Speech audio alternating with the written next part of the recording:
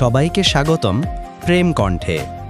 একটা গল্প শুনবেন যা বলা হয়নি তবুও থেকে গেছে মনের ভেতর।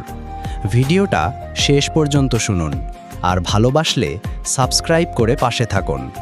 এখানে গল্প শুধু গল্প না, এগুলো আপনারই অনুভব।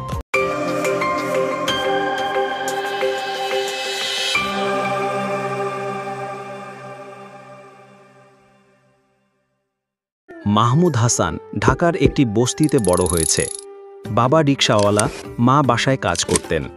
ক্লাস 5-এ পড়ার সময় সে বুঝে গিয়েছিল জীবনে কিছু করতে হলে নিজেই লড়তে হবে। স্কুল শেষে সে ফুটপাথে চা বিক্রি করত। দিনে 5-6 ঘন্টা পড়ে রাতে ঘুমানোর আগে বই পড়ত।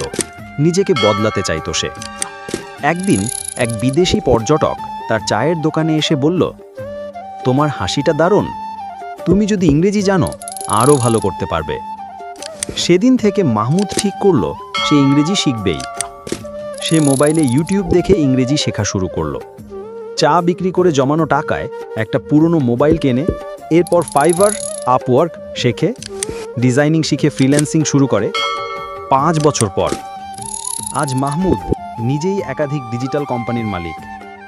তার ব্র্যান্ড চা টক এখন সারা বাংলাদেশে জনপ্রিয়। এক কাপ চায়ের সঙ্গে কাস্টমারদের ইংরেজি শেখানো এক নতুন উদ্যোগ। শেষে মাহমুদের কথা, আমি বড়লোক নই, আমি লড়াই করতে জানি। জীবনে কিছু শুরু করার জন্য টাকা নয়, ইচ্ছা দরকার।